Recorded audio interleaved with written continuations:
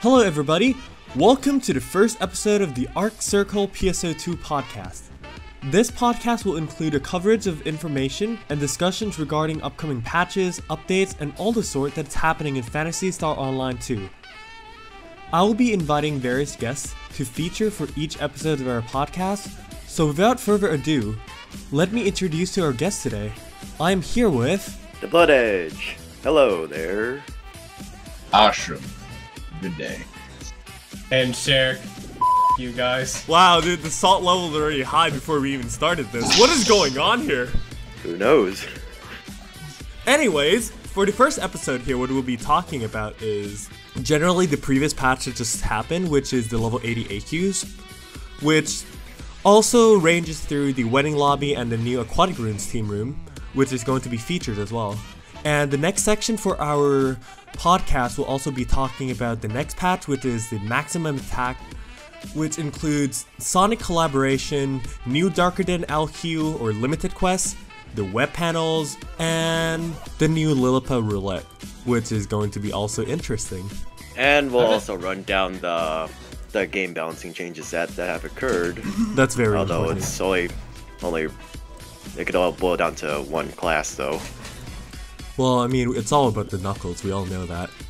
Alright, so without further ado, before we start anything, I'll just say that next week we also have a 6GB pre-patch. Yep, 6 gigabytes of Sonic Meow. Fun. I have a feeling some of it has to do with the casino. I think someone else on the forums said that it might be because they're redoing the casino to make room for the new game. No, it's not. I also think they're putting in the files for, like, the new Harkotan planet things, as well as the Pioneer and, like, Galgriffin and things like that. Yeah, didn't they, aren't they gonna have, like, a new area for Harkotan? Yeah. We're going inside Coronia. That's one thing. Yeah. It's probably getting patched. Still doesn't excuse the fact that it's 6 gigabytes. That is a lot. Whoa. If you guys have the internet, then I feel sorry for you. Unfortunately, not everybody has internet like you, but without further ado, we should probably get started in the contents before we kill ourselves with salt. Yes, please. Come live in my basement. I don't have one, but I'll make one. Alright, so let's see. The first section that we'd like to talk about right here is the previous patch, which is about the level 80 AQs. So, a quick rundown about the level 80 AQs is what happens is the enemies now in super hard AQs can reach a maximum of level 80, which level 80 is extra hard, practically. The maximum amount of risk you can achieve now is 50, and by paying additional capsules, you can now raise the advanced Fisk. What happens here is the party leader is the only one who will raise it. So, for example, if you want to go to 50 risk, the party leader has to pay like 60 caps, while everyone else pays just 10. I would really hope they would have made caps tradable by now. That would be really useful, actually. Although you can still... or at least cheaper on the player shop, because, NPC I shop. understand the game, they want us to like grind up the capsules and things like that, although if you actually put like drop rates and stuff like that, there shouldn't be an issue in the first place. Because generally when you do like a C cap, no, rather if you do like a D cap, right, you'd probably get more like over 10 E caps in general, because we all know that AQs actually increase your PSC and all the sort. PSC bursts are like the best in AQs, we all know that. I feel like some people were reporting lower cap drops overall than what they were normally used to. I don't know since I didn't play it enough. No. I was on a 250 booster, and now I got like, what, 15 E-caps? I don't think they those affect caps, though. Because caps are normal drops, not rare drops, that's one thing. Although I think that rare drop rate actually increases it, that's what some people say, but I'm not entirely sure. I thought that was stones. That too. I think it counts for both, but Well, yeah. That's some more PSO2 myth to find out. Because, you know, Mythbusters totally are a legit thing in PSO. But yeah. The enemy's stats will also be based on the level of advanced risk you actually put in. Which apparently, according to testimonials of people, level 80 enemies on 50 risk are really strong. We did a couple 50 cap runs, and I mean, we ran into Apprentice, for one thing. Well, not the first one, but no, the first rotation we did. First rotation. I mean, stones were alright. Caps were a little on the side. Yeah. I think I at least got refunded every time. I didn't. With that Apprentice soul. That Apprentice soul. Yeah, talking about Apprentice. Yeah, how was Apprentice? Apprentice was...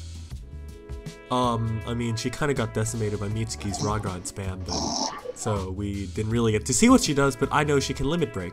She did limit break. Onto Apprentice Soul, though... Yeah, what do you guys think of the Apprentice Soul? I only see its use... It's not broken, it only increases by 10%. That's 10% you didn't have before. It still doesn't insurable 100% on up slots where it matters. It's 10%. 10%. I mean... I said where it matters, meaning up slotting to 4 and higher. And it's a modulator.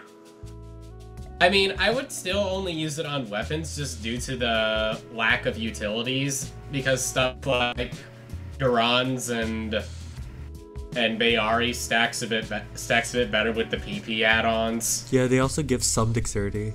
This is just straight attack. It's 40 though, which kind of balances out. Yeah, it's straight attack with some dexterity, I think. I would just stick it on my weapons, but I probably wouldn't stick it on my units. That's a really good point. It depends on the person, but... It's actually really easy for people to get like decent weapons now because, for example, if you use Apprentice Soul and Modulator plus a stat 3, that's practically a plus 100. That is a plus 100. Yeah. On 3 slots. And it's probably really cheap as well because 3-slot modulators on weapons shouldn't be that expensive. You can. It's like about 200k. It's also easy because you can do it from a 2-slot. Yeah. Because upslotting with Modulate on a 30% still brings it to 98 total, so if you use Apprentice Soul, you can bring it to 100. And ensure Modulator comes on the upslot. And by expanding, it's also really cheap in the first place. So yeah, that's also new methods of getting a plus 100 on cheaper methods. I mean, affixing can be kind of weird to go into. As for the actual utility of the Apprentice Soul, like, some may argue that maybe Tech or Hunter could use it, but honestly, though, I would rather just take something like Volso or Leone Soul, supposedly. I think people TUs would probably still want that because they tank. Yeah. Yeah, I use it for tanking. The thing is, like what Mr. Shrekky said, it's probably better to put Apprentice Soul on the weapons itself and then get the utility souls, like more of like the Leone or like Diabo Soul or anything of the sort onto the units. So anyways, I guess that's not really what we care about because, you know, level 80 AQ is all about the Zeke weapons. Oh god, the Zeke weapons. weapons. The live weapons, yeah, crap. It's not just the live weapons, what you can do with the live weapons at that 12 stars. Most notably, if you're a Bouncer Hunter playing Break Stance, near Norochis. Yeah, so... Although the only use for it is pretty much Magatsu. Pretty much. But the thing about this live weapon thing is, to get a live weapon by itself, you need 15 large pyroxenes from like each, well, AQ to trade in for one live weapon. I think they also drop, right? Well, it's from like a certain one, yeah. So what you do is, by each client order, there's like, you need to show each of the weapons to Zieg specified on the client order, and then he will give you each of the Fall's Elder or Lufer's weapons. 12 stars only though, so yeah, sorry about that Meteor Cudgel. Sadly. Hey, I mean, Meteor Cudgel is a special thing of its own because it's seriously strong, despite it being an 11 star. The potential is like 3 times gear gauge accumulation, so... But yeah, the weapons that you can get are, for Hunter, if you show like the Sword, Partisan, and Wired Lances, you get the Elysian Sword, which is the Iron Will Sword. Although, even with the Elysian and Iron Will, you still can't get 100% anyways. But it's pretty damn high. For fighter weapons, you get the Lavis Blade, which is increased Spirit Collector. I don't think that's going to be really useful. Yeah. For the Ranger, though, is the Yasminkov 7000, which is, well, we all know that Yasminkov is really good.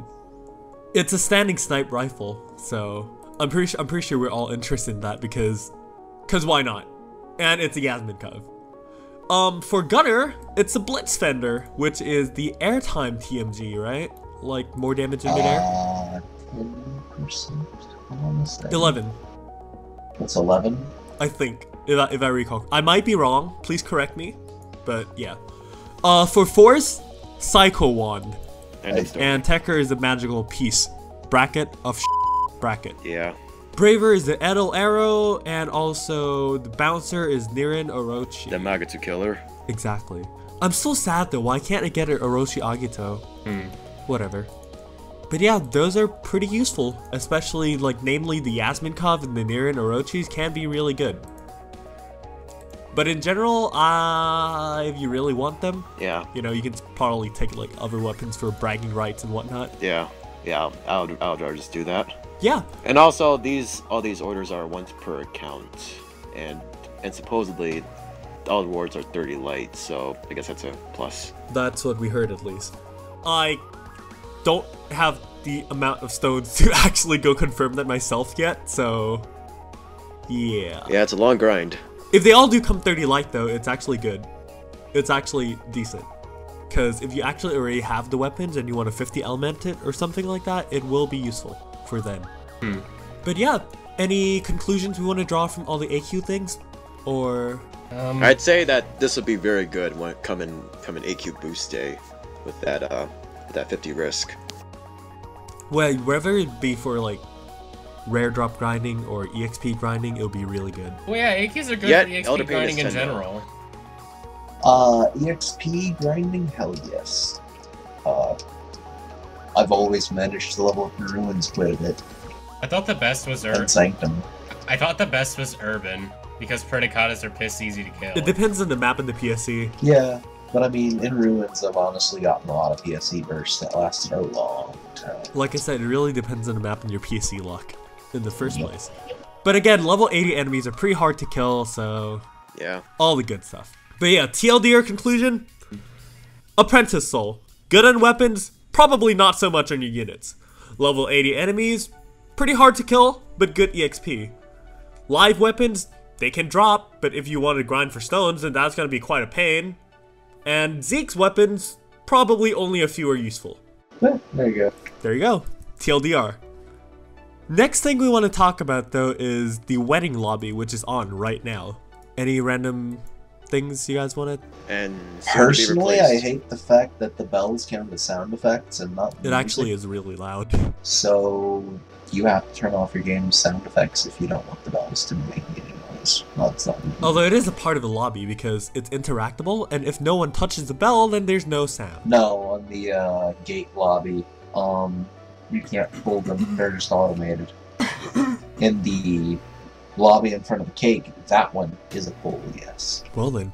Well, the most notable thing about the wedding lobby right now is Red Onihime Shiki, which is a new NPC, which is a collaboration from I don't know what, but there's also some client orders. supposedly toys. Yeah, It's somebody's, like, personally designed cast part set, I believe. I think that's what it is. which is cool. They're like Yep. they're like figures. Yeah, they actually released action figures. That's cool.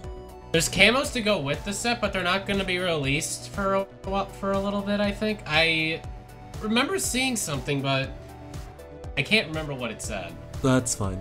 But yeah, this thing for the partner card isn't really hard at all because you really have to do like 2 or 3 client orders, which is defeat.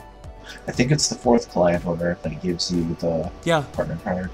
it's not bad. Yeah, it's still not bad. I think she's also here for a limited time, right? So if you guys have not grabbed the client order, then you should Yes. probably go do so, because Yeah. why not? But yeah, there's nothing really much to talk about at the wedding lobby, so why not talk about Aquatic Runes Team Room? The Aquatic Runes Team Room is a weird place. Oh, yeah. Like, there's many random things to explore, but I still think it's pretty small compared to like some of the other team rooms that they actually came out with. For example, the Floating Continent or like... Yeah, it is. Wait, how are you supposed to beat Floating Continent in size? That's my question. The size isn't really the thing. It's more of the elevation as well. Although I don't think there's as many secrets in the Aquatic Team Room runes as much as other runes. Yeah, I haven't explored it much, but it seems like it's really small. You're gonna be sorely disappointed when the Pioneer 2 team room comes out then. Why? Because that place wasn't very big, to be honest. We never know what tweaks they're gonna do for a team room, though. I doubt they're gonna tweak it that much. I don't know because we haven't seen it properly, but still. I don't think they're gonna tweak it very much. Well, we're gonna see what happens when it comes out. Which is soon, so... yeah. Anyways, what you can really much do in the Aquatic Rune team room right now is jump around and get your feet wet. That's pretty much Yay. it. I mean, there's a couple places that you can start to move along with when it comes to the tower, but it wasn't what I thought it was going to be personally. And there's a tree slider in the middle of the tower, and that's pretty much it. But yeah, previous patch, everyone is already probably like seen all the stuff. So why not talk about the next patch, which is maximum attack. So pretty much in this patch, next week, yeah, very, very enthusiastic about this. In the next patch, we'll have the Sonic collaboration, which is the 24th Sonic anniversary. I think that was it. There's the new Darker Than Limited quest, web panel, and the Lili-Roulette, as well as the balancing of the game. So why not start with the Sonic collaboration? 24-year Sonic. Anyone a Sonic fan here? Oh yeah, I'm a longtime Sonic fan. Sonic is what got me into gaming, but I only like so many of the newer games. Like Sonic Boom? None of the new games. I haven't played Sonic Boom. Get that thing away from me. Me neither. I couldn't even watch a full online playthrough of it. Is it that bad? But yeah. It's worse than Sonic 06. Dude, I could actually play Sonic 06. You don't say that name. But all in all, though, even though it's the 24th anniversary, Sonic needs to get his shit straight in order if he's gonna actually survive until the 25th. And yeah, but in terms of the Sonic collaboration, the Sonic lobby it has rings. That's interesting. And the jump pads are springs. That's cool, I guess. And before collecting rings actually gives Meseta. It doesn't. Like the Forest team room. Oh the my Forest God. team room. One Meseta everywhere. Anyways, I believe collecting rings makes a Chaos Emerald appear in Sonic's hand, and that's all it does. So will you collect the 7 gems? No. I mean, there's Sonic now. Yeah, we don't talk about Sonic now. We don't talk about that abomination. Why? Yep, that thing ruined our childhoods and our present-day gaming lives. Why? I'm just scared. I'm wondering. I'm curious what Sonic Fever does, but Yeah, I'm curious too. It actually. I just can't bear to look at that. I can't. Just bear watch to it look increase at that thing. movement speed. Everyone's gonna go head over heels over it. However, oh god. Oh my god. And the description that Ida's probably gonna put in there. Gotta go fast. Oh my God. Wouldn't be In any surprised. But yeah, because of how much it scarred us, we should probably get a costume of it so we control other people with it. Sonic Neo costume. Yeah. The sad thing is I can see them doing it. I want Dealer Niao first. You mean the one in Black Knack? Yeah, Control Black that Knack? too. Yep, in the flesh. We don't talk or about the fur. that, please. Oh man, Dad 5 card 21. 5 card, 3 special cards, because obviously he likes to hit a 20. I'm pretty much done with Sonic at this point. Let's stop talking about this and move on. Probably should. Let's see, what do we have here? The new Darker Than Limited quest. This one, great. I'm really excited for this, because every time there's a limited quest, I really can't say much, but it's their summer LQ. If it were to disappoint, that'd be some serious shit. yeah, I mean, like, ever since we had Atrocious Ocean, in case you haven't known, Atrocious Ocean was a LQ way back where Coast was first released. It was totally amazing because the amount of haze draws that actually spawned. So that LQ was like a total EXP house. It was so good it got turned into an emergency quest. Pretty much. Before that we had Border Break. I didn't play that. Border Break was when they introduced Cougar. But in terms of this LQ, it seems to, as far as what I got from watching the stream, it generally spawns Darkers, but it will also spawn all types of Niao. That sounds scary. And each Niao produces a different musical track. For example, what I got was Ceremonial does like the song from the Trick or Treat EQ, and like Noia does the music from the Christmas EQ, and Sonic Neo does. He does. At least there's he does live and learn when he spawns in. Does it say, "Come on, step it up"? Shut up! Get out of here. If only he did. If only he did. You will not see me. I would have my sound off for that. Once it hacked the game and like, despite you having the sound off, you still hear it anyway. Oh no. People are probably gonna turn the sound off for the LQ anyways, given that they probably don't like some of the songs from when Meow spawns in. We'll see what happens. But we don't care about that as much because what we care about is the 12-star Nox weapons, right? Oh god. Some people care about them. It depends. Yeah, it really does. Yeah. I think the only existing Nox weapons right now is the Twin Machine Guns or the Nox Chariot, which is Elder Rebellion 20%. It's a PA specific one. Then we have the Nox Cuscadina, which is a double saber. It's a 13% crit one, and the Nox Q-Cross, which is a wand, and it's also a 13% crit. Yes, the the TMGs in Double Saber are a bit of a bitch to get outside of holiday EQs, because they spawn in, they only drop in scheduled only EQs. The one. Yeah. The Nox Katana being from Chaotic Tranquility, and the Nox Chariot being from Beckoning Darkness. Which is why grinding for them is actually hard. At the present time, Nox Chariot is available in the holiday EQ Wind and Rain, so... On extra hard only. It's more farmable than it was. Meanwhile, the wand is extremely farmable. Right now, at least. Well, that depends on whether or not Cradle wants to spawn, and I saw it spawn like once the past week, which was like yesterday. Anyway, so all these weapons drop in a new LQ, though. Yeah, all of these drop. Well, I don't think all the old Noxes drop, but the new ones. Yeah, from what we know, they will. have 5 new Nox weapons, which we have Dual Blades. Yeah, Dual Blades, which is the Nox Dinas. We have the Partisan, which is a Nox Rosa, and this one's essentially a scythe, which is really cool. Yeah, it really is. We have an unnamed dagger, unnamed talus, and a katana, which we do know its potential.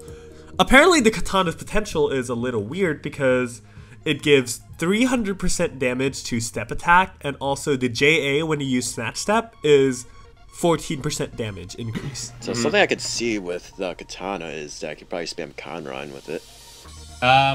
It can really depend, though. Again, I think because its potential only works when it's a J from the Snatch Step, it's gonna be limited in use. Not to mention, a lot of the people who only pay attention to stuff that goes on Bump, they're probably not going to know that the katana even existed until now, because the katana was not directly shown in the live stream footage. It was only featured when they played the LQ, and it was just in the player's inventory. It was never actually used. It's just there. Good job for spotting that out, though. Yeah, because I didn't know about that. But yeah, what do you guys think about the possible potentials of the new Nox weapons? The Dual Blades and Partisan are confirmed. The Dual Blades is the same potential as the Zerenheit Jet Boots. So what we'll seal the deal for these Dual Blades is, at least for some people, is whether or not they're Phi equipable. This is true. And being able to actually rainbow the things, because they're 12 stars. And given the pattern of some of these Nox weapons, yeah, they're bound to be multi-class. Well, yeah, because following into the Nox Rosen, it is bouncer equipable.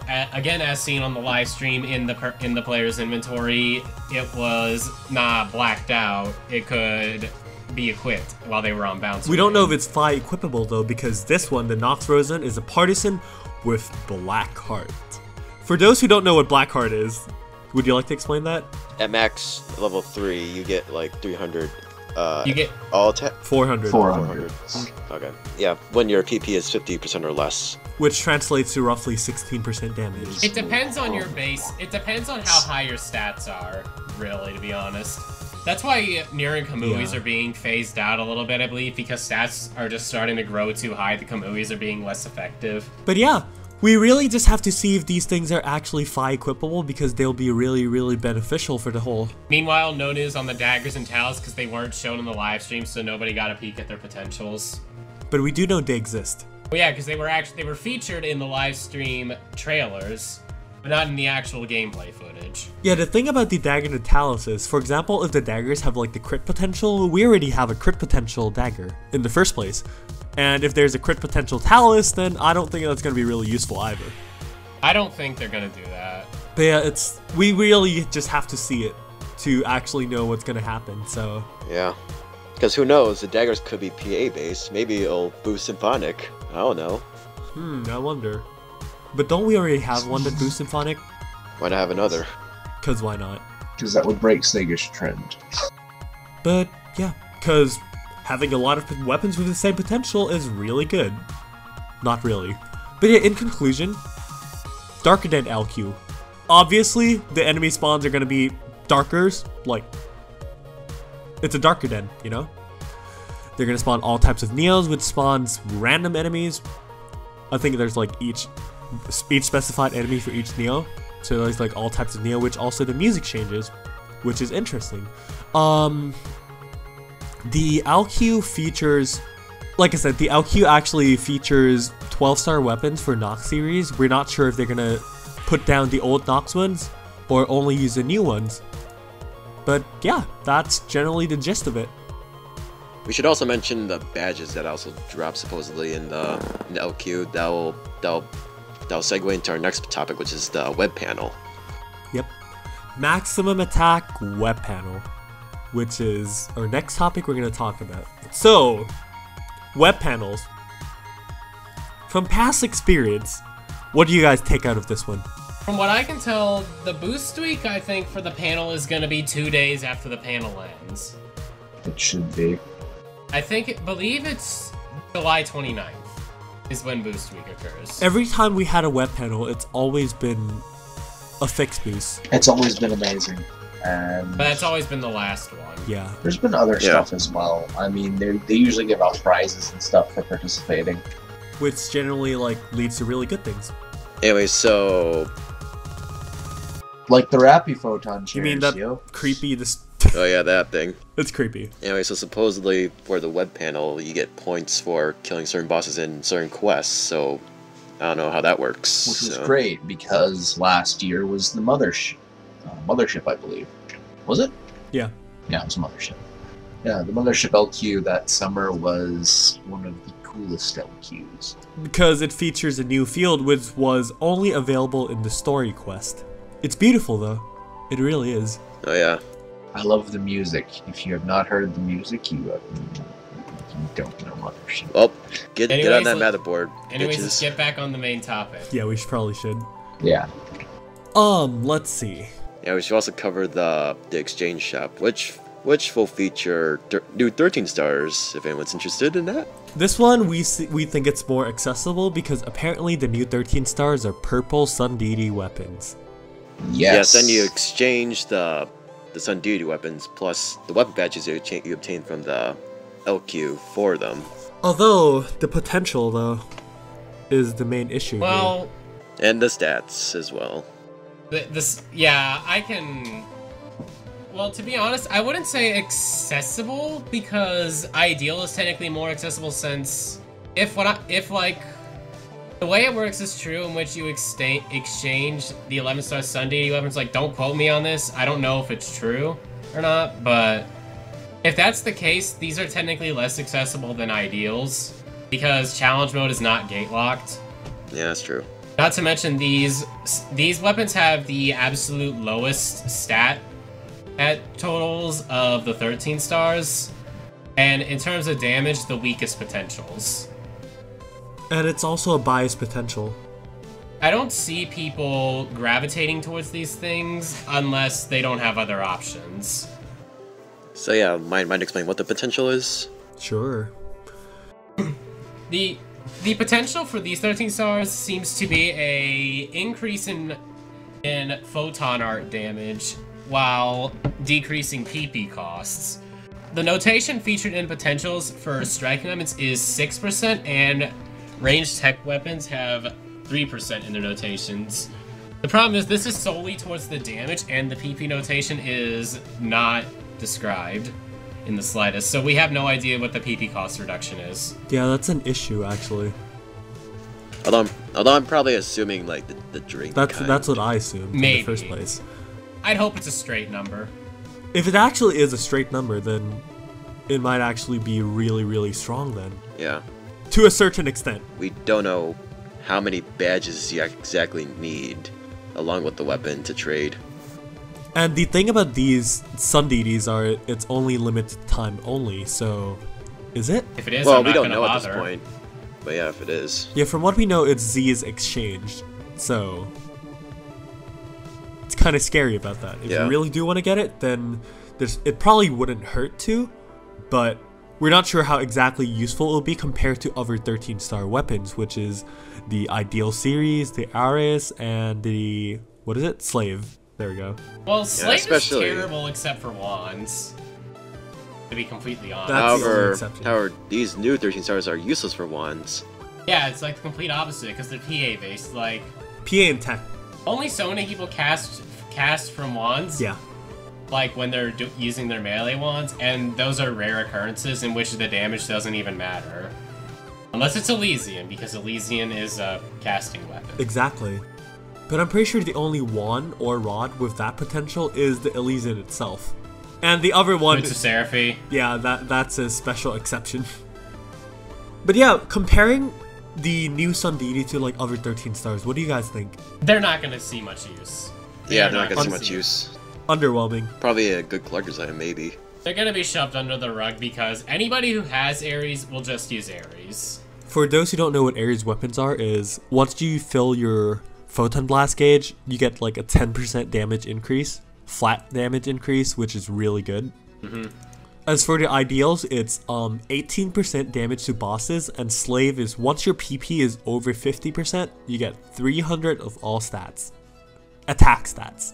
With Slave and Ares having on par stats, and Ideal having lower stats than those two, but more stats than these new ones. So yeah, basically these new ones, they're there, but it's not anything to be excited about. They might be useful, or if people really do want 13 stars, you can get them. Well, the new ones are really only useful for anyone that uses PP a lot. And again, it depends. I'd say if the PP cost reduction is good, it's still, at best, only going to be useful for forces. Although if it is a flat number, then it will be really good. I don't see people shifting off some of the other ones for the other classes. And even force, for that matter. That's true, because sometimes offense is the best defense, which is totally a legit playstyle. So there's not really anything to worry about that matter. But yeah, it's probably the general gist of the new 13-star Sun Deities is it's probably gonna find limited uses. And what we'll be waiting for in the web panel is just the effects boost and some various rewards. You know, good things. Yep. Maybe another salon pass. Lili-Roulette. I'm still face-bombing though because I really am looking forward to that doo-doo roulette, you know? Why isn't it doo-doo? Basically, place bets on whatever you want to land on and hope it lands on. Yeah. Although this is a lot more simplified since there aren't many numbers on there, not many more spots.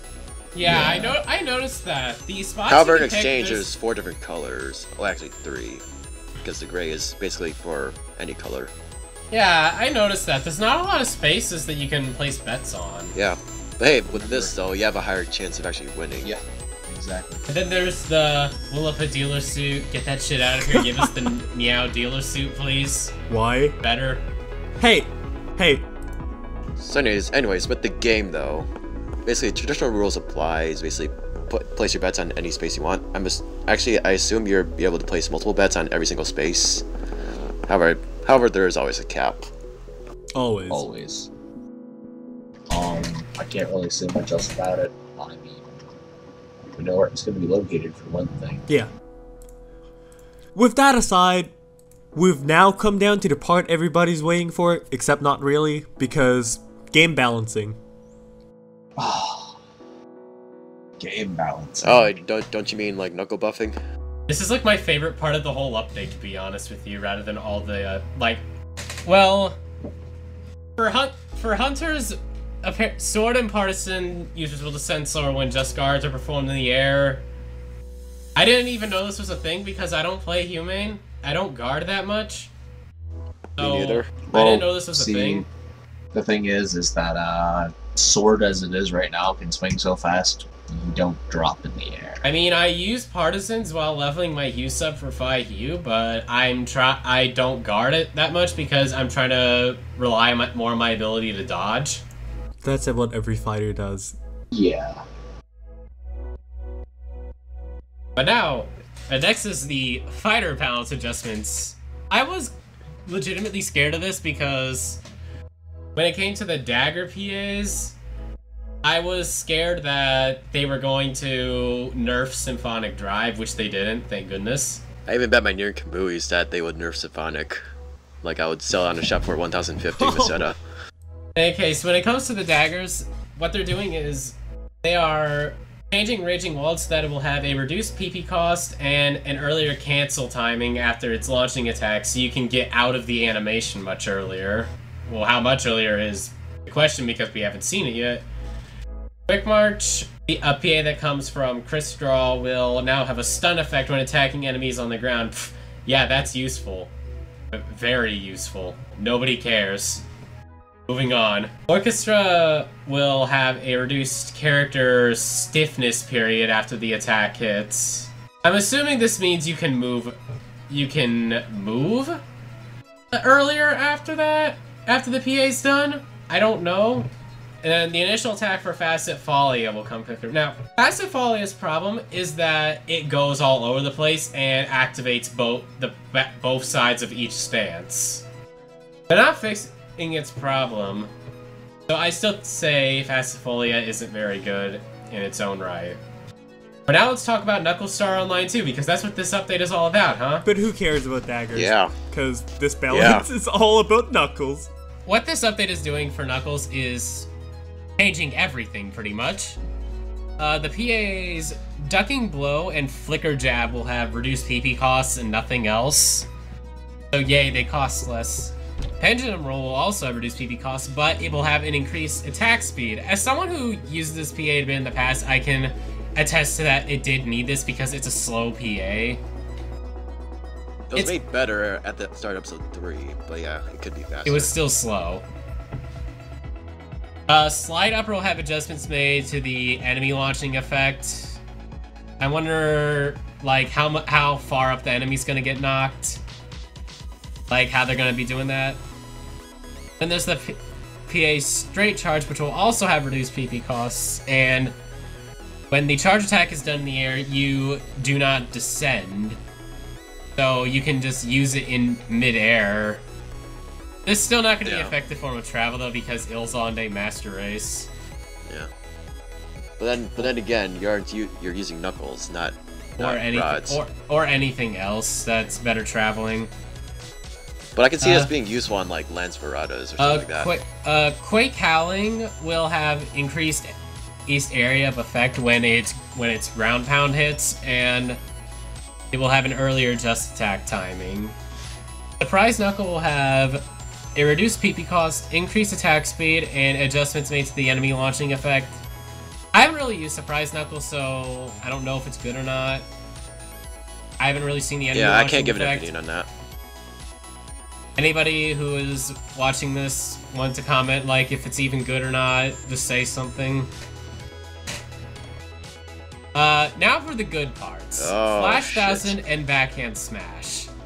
Flash 1000 is receiving the most changes out of all the PAs. It is receiving increased power, reduced PP costs, wider area of effect, earlier just attack timing, earlier attack and step cancellation timings, and it has super armor. Exactly. Yep. So it is now going to be a beefy rapid attack that costs less than it did before, and it cannot be cancelled by enemies once you're in it. And this thing was already alright. It was alright, but the problem is Knuckles just had the lack of range. Speaking of which... Backhand Smash will receive increased power, reduced PP costs, and actual freaking AoE. Mind you, Backhand Smash initially actually had smaller range than the Knuckles' basic attacks itself. The AoE is basically almost non-existent. Before, at least at the present time. Once the patch is, it's gonna have something. It was non-existent. This will make Backhand Smash easier to land, and in general more worth using. Then there's the Photon Heartless Impact. It will have earlier step and sway cancellation timing. Sway, I'm assuming, is the shift action. And don't quote me on that, though. Yeah, that is the shift I'm not action. the most knowledgeable of people, unfortunately. I have used Knuckles for a little bit. And then Knuckles in general, their normal attacks will have increased attack and step attack speed. And the third hit will recover more PP than it originally did. Step attack speed. Will Knuckle Dashing be back? I don't think so.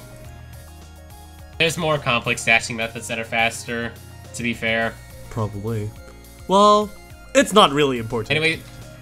Anyways, now that the melee stuff is done, I'm gonna shut up now because you guys are talking about the rest of this. Hey, I'm not a gunner or anything. Bullshit, you're not.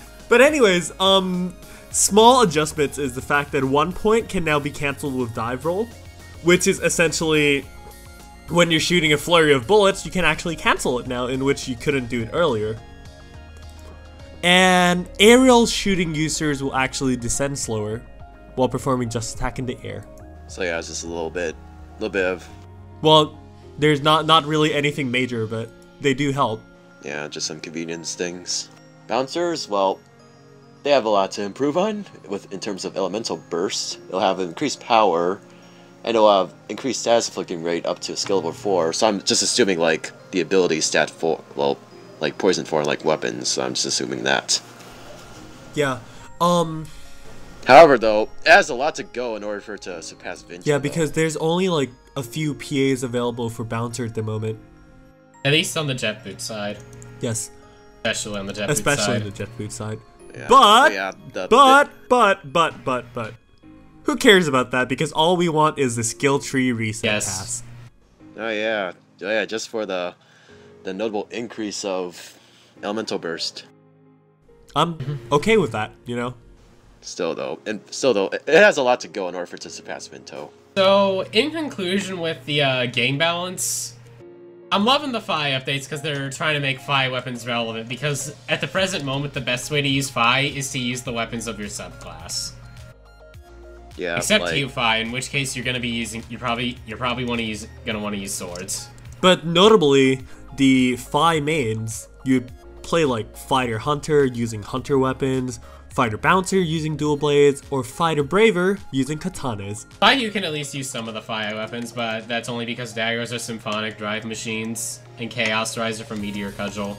Which is still minimalistic in the first place. However, now Knuckles will be a lot more attractive of a choice. But, moving on, skill point client orders. Give us a level cap, Sega, please. Yeah, that's all we have to say about it. We don't know how many skill points they're giving out though, but from the client Skill point another client one. order 3 is shown to only need 6 X cubes, just like the second one. The question is, does a fourth one exist? Yeah. Well, and will it cost more? My guess would be probably. No. I would prefer just the level cap increase to 80 and be done with it. Yeah, same. That also works, but then they probably have to increase more skill points and new skills. That is true. And, you know, break force a little more, because why not? I still say that rather than nerfing stuff, they should be buffing. Nothing needs to be nerfed. At this point. And also for convenience sake, we have the NPC Present Bar. Oh yes, that. So for those who don't know, NPCs actually give presents when you actually use them or complete client orders for them. Also, You know, that little story icon with the face on it. Story progression is a thing. Yep.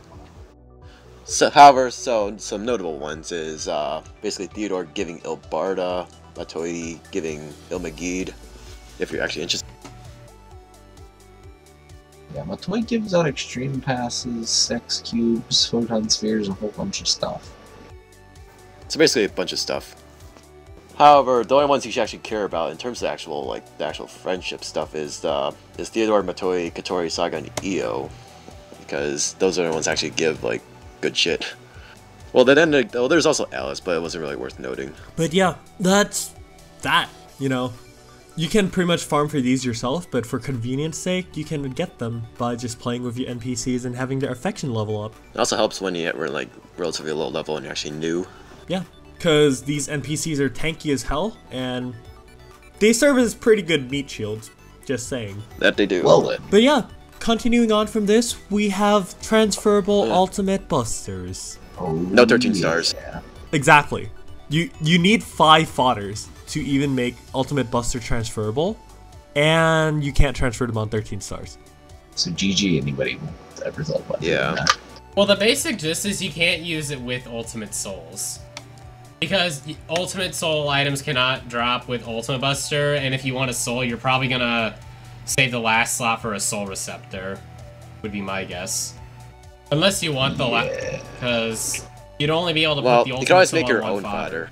Well, you can't transfer soul receptor onto anything. You can find it randomly dropping PSO2 ES. I mean, yes, you can just constantly create fodders by putting ultimate buster on stuff, but my question is, how many people are gonna do that? I would certainly consider it, like to set up weapons, but Like, if the weapon you're trying to put it on already has it on, it should count as one of the 5 needed, right? So the other 4 fodders can be Ultimate Buster, and the 5th can be Solar Scepter. or of course, again, you could just make your own ultimate buster fodders to make sure it has the stuff you want. Yeah. So, pretty much all in all, this is for like the really min-maxers. But as for the usefulness of Ultimate Buster, like Ultimate's pretty much died down as of late. So It's useful for the min-maxers. it's not really that much. It's useful for the point. min-maxers that care about ultimate. Some of the min-maxers don't really care about it. I mean, in one of Fix, it's 10%. Like, I feel like once you're done with Ultimate, like you got your 13 star, like you're pretty much done with Ultimate. It's like, oh man, I don't want to farm again. So Because it's pretty damn tedious. yeah. Yeah. Unless they somehow introduce Ultimate mobs into like other things. However, I highly doubt that. Besides C mode. Highly doubt that. Yeah. But then again, you probably won't get Ultimate Buster in C mode anyway, so yeah, that is that. The rest of the game changes is minimal things, which is the UI. The user interface actually does show the set effects now. For example, like when you hover over like Psyche and stuff like that, you can see its set effects. As we all know, every unit set and everything, the whole set as a whole has always been hidden. So like people don't really know that, oh, these units have a set bonus or some things like that. I mean, like in other games and whatnot, generally you would see like set bonus are a prominent thing, but it's even more prominent in PSO, but people just like maybe don't know because, you know, it's hidden. But now they're actually making it actually see. That's why you see people who still wear Tagami units in Super Hard. Not to offend anyone. Yeah, like I saw this one person with like several 11-star units, but they're all mix matched and everything. But yeah, some people don't know about the set bonuses because they weren't really like visible or really shown or anything like that in the first place. So yeah, this will be a great like help though, in the long run. another thing is the quest information windows actually will give priority to the highest rarity weapons now, so we can actually see like accurate what can drop from what quest. Which I mean, it's not necessarily useful, but Basically, Rampaging Malice will forever taunt me with the Zirin heights that I cannot have, even though my Jet Boots character is more of a backup character for fun and not for actual serious gameplay. That's what I have my other characters for. But yeah, another thing is the fun scratch. Oh boy. Fun scratch, just fun scratch.